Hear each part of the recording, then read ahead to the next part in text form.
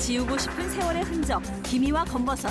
기미 검버섯은 피부 노화와 유전적 요인으로 인해 생기는데 자외선과 미세먼지에 노출되면 더 악화될 수 있기 때문에 평소 세안을 꼼꼼히 하고 자외선 노출량을 최소화하는 것이 중요하다. 또한 기미 검버섯은 치료 후에도 다시 생길 수 있기 때문에 꾸준히 관리하는 것이 좋다. 간혹 피부암을 검버섯으로 오인하는 경우도 있어 피부암과 검버섯을 잘 구별하는 것도 중요한데 검버섯은 보통 피부와의 경계가 분명하지만 피부암은 경계가 불분명하고 색이 일정치 않은 경우가 많다. 검버섯과 피부암의 구별법, 기미 검버섯의 예방법과 관리법까지 101세의 프로포즈에서 알려드립니다.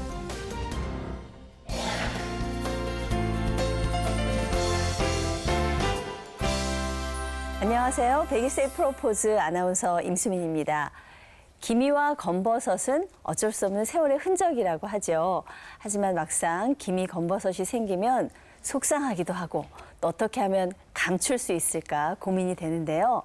더 악화되는 것을 막고 예방하려면 평소 관리가 중요하다고 합니다. 오늘은 기미와 검버섯에 대해서 알아보는 시간 마련했습니다. 도움 말씀 주실 두 분 선생님 소개합니다. 가톨릭대 의대 피부과 김혜선 교수님 어서 오세요. 네, 안녕하세요.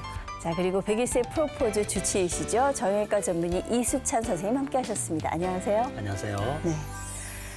요즘은 평균 수명이 늘어나서 노후의 삶의 질도 굉장히 중요하게 생각을 하는데요. 제 주변에도 보면 굉장히 젊게 사시는데 기미 검버섯 때문에 속상해하시는 분들이 많이 계십니다. 물론 뭐 노화 때문에 나이가 드니까 생기시는 거겠지만 왜 생기는 겁니까? 예. 기미하고 검버섯은 일단 유전적인 요인이 굉장히 좀 커요. 네. 그렇지만 유전만 있어서 되는 거는 아니고 우리 10대 때 보면 기미나 검버섯 전혀 없잖아요. 그렇죠. 이게 나이가 들면서 생기게 되고요. 우리 잘 알듯이 자외선이 굉장히 중요한 악화 요인이고 또 최근에 미세먼지가 굉장히 좀 관심을 많이 끌고 있잖아요. 네네. 미세먼지도 여러 색소 질환이나 검버섯을 악화시키는 걸로 알려져 있습니다. 그렇군요. 아니 미세먼지가 호흡기만 안 좋은 줄 네. 알았더니 피부에도 영향을 네, 미치는군요. 피부에도 영향이 크죠. 예. 어르신들이 사실은 검버섯 때문에 고민하시는 분이 많은 것 같아요. 네. 제가 진료를 볼 때도 손등이나 이 팔꿈치 여기에 그 검버섯이 있는 걸 살짝 감추시는 분을 본 적이 있어요. 예. 그런데 검버섯이 피부의 노화 현상이라고 그랬는데 네. 어떻게 해서 피부가 노화되면 검버섯이 생기는지 궁금합니다. 네, 제가 그거를 설명드리려고 피부 모형을 하나 좀 준비해 봤어요. 지금 피부는 크게 세 층으로 나누고요. 네. 여기가 표피층, 그다음에 진피층, 요 밑에 지방이 있는 피하 지방층으로 나누게 돼요. 네. 근데 요 표피층에서도 기저세포보다 쭉 올라오면서 여기 마지막에 제일 겉을 덮고 있는 게 각질이거든요. 예. 나이가 들면서 요 각질이 떨어지는 그 속도가 굉장히 느려지게 돼요. 예. 그래서 보통은 2주 정도 시간이 지나면 탈락을 하게 되는데 그렇게 계속 붙어 있다 보면 국소적으로 피부가 두꺼워지고 그렇게 해서 검버섯이 생기는 경우가 굉장히 좀 많습니다. 네.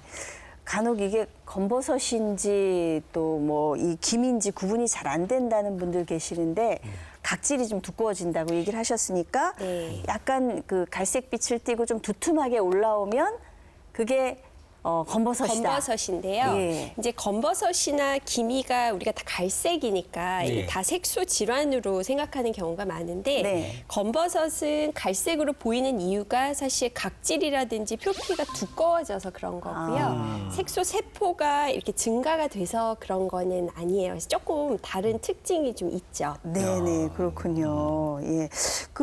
그거 말고도 또 어떤 특징이 있나요, 검버섯은? 그러니까 검버섯 같은 경우는 우리가 처음에는 갈색이지만 조금 이렇게 편편하게 이렇게 보이다가 시간이 지나면서 이렇게 튀어오르는 그런 모양을 갖게 되고 네. 일반적으로는 경계가 굉장히 좀 분명한 게 좀 특징이에요. 예. 기미 같은 경우는 경계가 이렇게 좀 불분명하거든요. 네네. 그래서 그런 좀 차이가 있고 우리 얼굴 같은 데만 생긴다고 생각하기 쉽지만 우리 머리 안에 두피도 잘 생기고 생기고 예. 사실은 몸에 어디든 다 생길 수가 있습니다. 팔다리에도 생기더라고요. 네, 팔다리도 굉장히 잘 생기는 부위죠. 예, 예. 우리 자외선의 영향을 많이 받기 때문에 자외선 우리 노출 부위인 얼굴이라든지 팔다리 쪽이 제일 많이 생기고 그 외에도 두피나 몸통이라든지 이제 그런 데도 검버섯이 생길 수 있습니다. 네네. 그 편평 사마귀하고 그 같이 생기는 경우나 구별하는 방법이 혹시 있을까요? 네, 저희가 이제 검버섯이랑 꼭 구별을 해야 되는 게 그 사마귀 네. 또는 이제 편평 사마귀인데요. 둘 다 얼굴이나 손등 이제 이런 데 잘 생기고 좀 이렇게 살짝 튀어오른 그런 느낌이 좀 있어요. 네네. 근데 실제로도 보면 검버섯하고 사마귀하고 같이 있는 경우가 많은데 아. 검버섯은 전염이 되지 않지만 사마귀는 한계가 있으면 자꾸 이렇게 퍼지는 성향이 있어서 네네. 그렇게 같이 있을 때는 좀 일찍 빨리 치료하는 게 굉장히 중요합니다. 그렇군요. 네. 그런데 교수님, 그 간혹 피부암을 검버섯하고 이렇게 구별을 잘 못했다가 네. 또는 무심코 그냥 지나가다가 나중에 치료를 늦게 시작하는 사람도 있고 네. 그래서 검버섯하고 점이나 네. 피부암을 잘 구별해야 되는데 그렇죠. 어떻게 구별할 수 있습니까? 그러니까 검버섯 같은 경우는 아까 굉장히 경계가 분명하고 이게 좀 튀어나온 그런 병변이고 이제 갈색빛을 띈다고 했고요. 네. 피부암 같은 경우에는 일단 조금 다른 특징이 있습니다. 예를 들면 모양이 좀 대칭적이지 않거나 네. 경계가 좀 불분명하거나 색깔이 이렇게 딱 검은색 하나, 갈색 하나 그런 게 아니라 여러 색이 조금 묘하게 섞여 있는 경우 또 아니면은 최근에 갑자기 크기가 좀 커지거나 네. 이제 그런 특징이 있을 때 우리가 피부암을 의심을 해봐야 되는데요. 네. 피부암 중에서도 우리가 흑색종 같은 경우에는 네.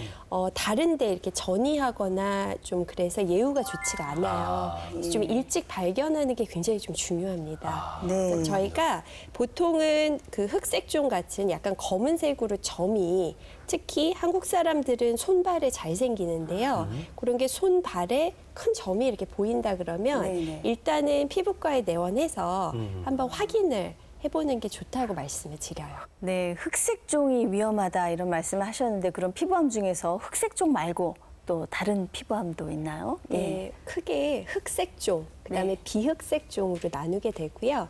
흑색종은 우리 색소를 만드는 멜라닌 세포 기원 피부암이고요. 예. 비흑색종은 편평세포암이랑 기저세포암이라는 게 있는데 네. 표피에 그런 기저세포나 각질세포에서 기원한 그런 암이에요.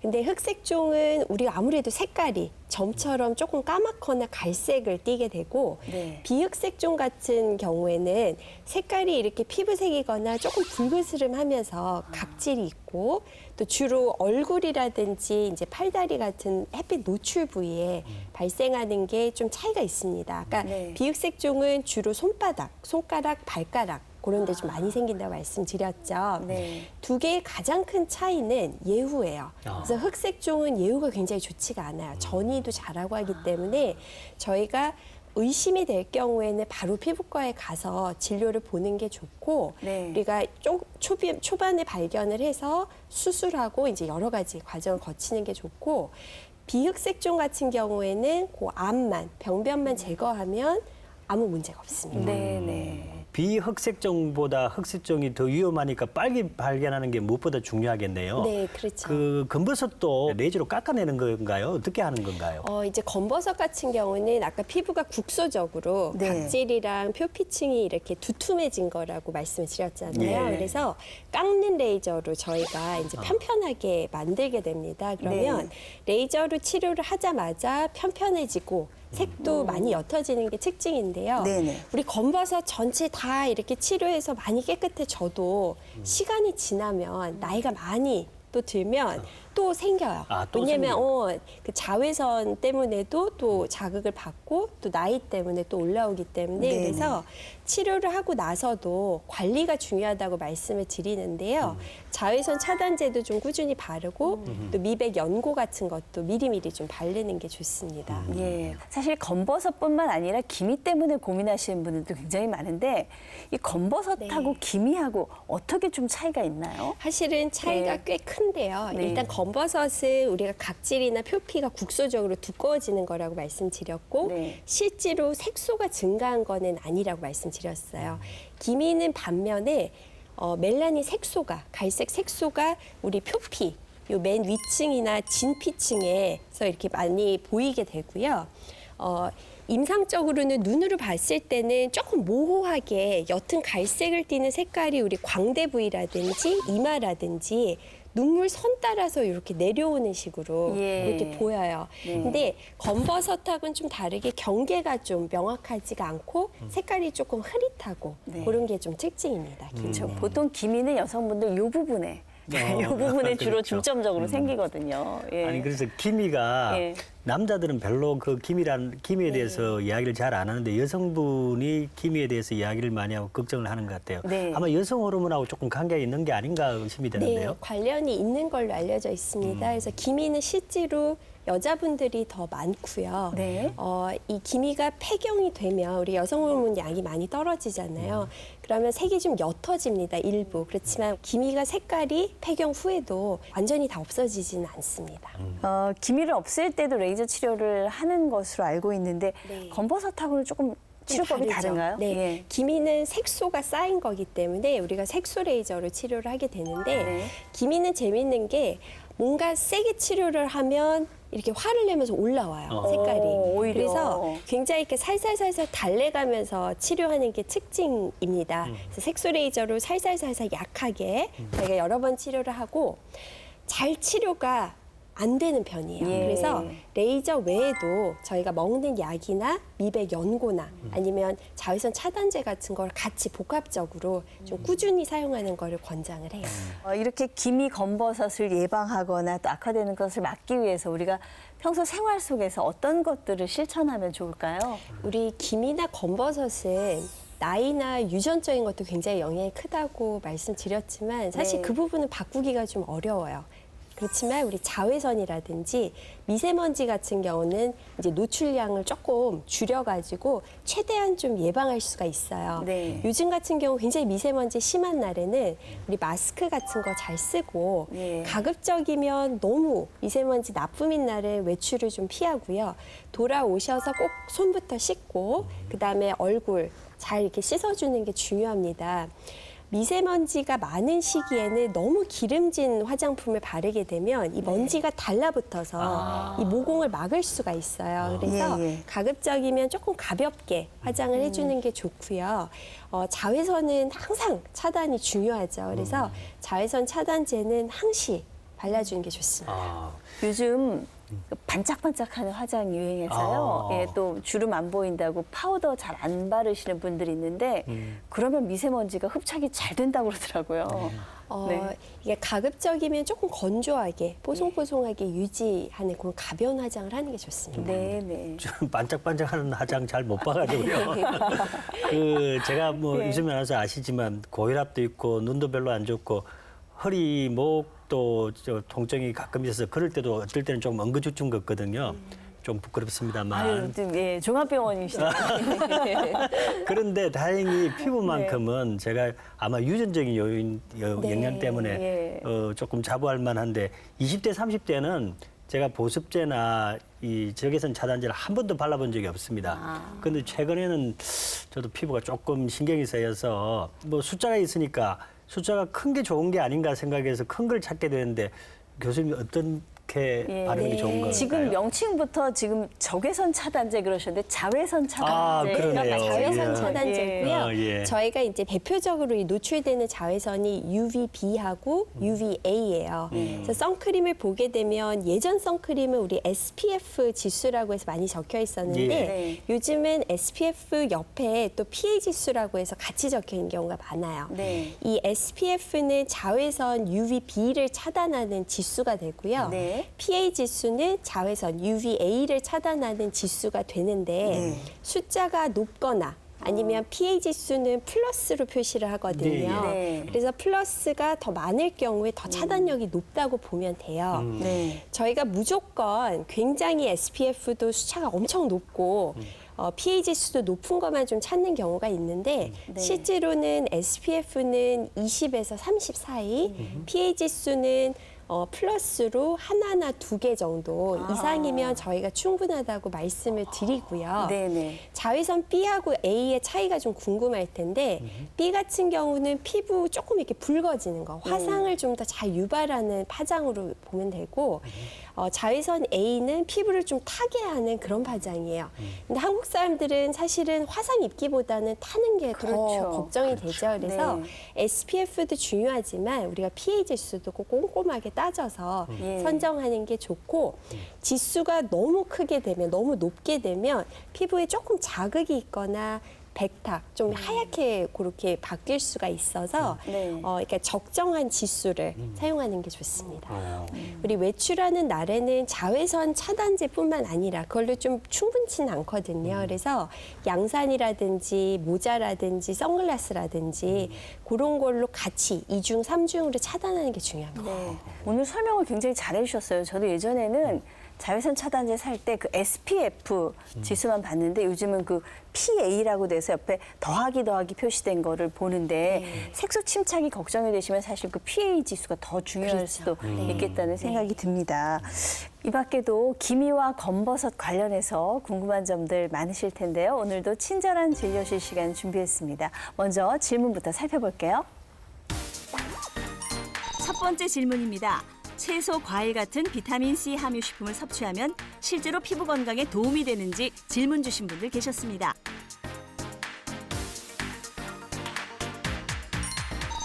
다음으로 맑은 날뿐 아니라 흐린 날에도 자외선 차단제를 바르는 게 좋다고 하던데 정말 그런지 궁금해하시는 분들 많았습니다.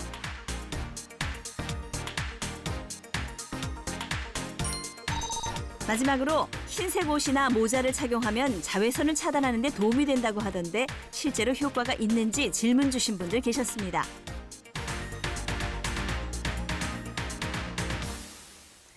네, 질문 하나씩 살펴볼게요.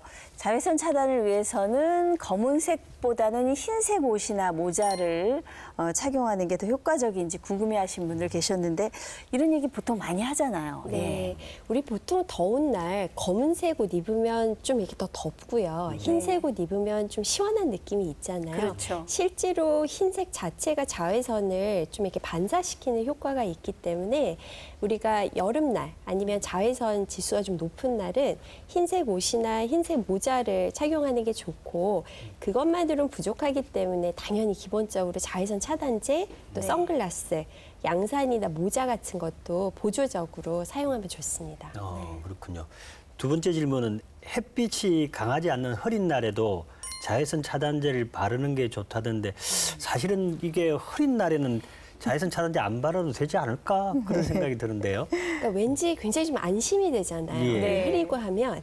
근데 그 자외선, 우리 가시광선, 눈이 부시고 하는 그 광선은 구름을 뚫고 지나가지 못해요. 그렇지만 자외선은 구름을 다 뚫고 들어오기 때문에 맑은 날이나 흐린 날이나 자외선 노출량은 같아요. 진짜 똑같아요? 네, 똑같기 때문에 네. 자외선 차단제는 우리가 굉장히 맑은 날, 햇빛이 쨍쨍한 날하고 똑같이 예. 아, 그렇군요. 발라야 됩니다. 똑같이 보호를 해야 돼요. 집에 있을 때 그러면 이렇게 창문을 통해서 들어오는 햇빛도 네, 그런가요? 집 같은 경우에도 제가 꼭 자외선 차단제를 바르라고 말씀을 드리는데요. 우리 창문을 통해서도 자외선 중에 특히 파장이 긴 UVA, 피부를 네. 타게 하는 그 파장대는 거의 100% 다 들어오게 되고요. 우리 불빛들, 형광등이라든지 집안에 있는 불빛에서도 자외선이 나옵니다. 형광등에서도요? 네네. 그래서 자외선 차단제를 집에 있는 날에도 아침에 꼭 도포를 하는 게 좋습니다. 비 오는 날은 제가 안 발랐어요. 근데 지금부터는 발라야겠다는 생각이 듭니다. 자, 다음 질문 볼까요? 비타민 C가 많은 과일이 피부 건강에 좋다고 하는데 그래서 과일을 많이 챙겨 먹으라고 하는데 실제로 피부 건강에 도움이 되는지 궁금해하신 분들 계셨거든요. 실제로 비타민 C나 아니면은 항산화 성분이 포함된 음식을 먹는 거 그리고 이제 그런 성분들은 피부에 이제 좋은 영향을 주는데요.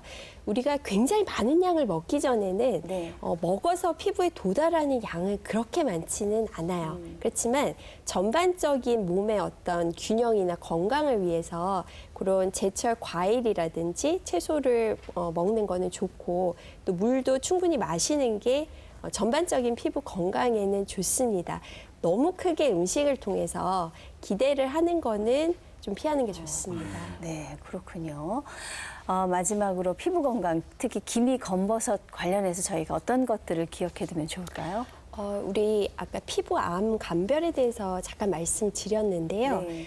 피부암 같은 경우에는 특히 손발에 생기는 흑색종 같은 경우에 예후가 좀 좋지 않기 때문에 네. 이제 흑색종이 의심될 경우에는 바로 피부과에 내원해서 네. 검사를 좀 받으면 좋을 것 같습니다. 네. 검버섯이나 기미 같은 경우에는 우리가 유전적인 요인 또 노화가 굉장히 크게 작용한다고 말씀드렸는데 그 부분은 우리가 바꿀 수는 없어요. 그렇지만 자외선 차단, 그다음에 미세먼지를 잘 차단할 경우에는 최대한 많이 생기는 걸 예방할 수 있습니다. 요즘처럼 미세먼지가 많은 날에는 꼭 마스크를 쓰고 외출하고 집에 돌아와서는 손, 또 발, 얼굴 빨리 깨끗하게 좀 씻는 게 필요하고요. 자외선 차단제는 항상 중요하죠. 그래서 우리 네. 아침에 한 번 최소한 충분하게 발라주면 좋을 것 같습니다. 네, 네. 정형외과에서는 이렇게 햇빛을 해야 비타민 D 합성이 된다 그러잖아요. 그러니까요. 그래서 우리 얼굴의 자외선을 차단하기 위해서 이렇게 차단제를 바르고 목이나 이런 부분에서 조금의 여유가 있어요. 그래서 하루에 20분간은 햇빛을 또 쬐야 됩니다. 네. 피부과적인 부분하고 정형외과적인 부분을 잘 조화해서 건강한 생활을 하시면 좋겠습니다. 네, 피부는 외부로부터 우리 몸을 보호해주는 중요한 역할을 하죠. 아름다움뿐만 아니라 우리 몸의 건강을 위해서도 평소 관리 잘하셔서 피부 건강 지키시기 바랍니다.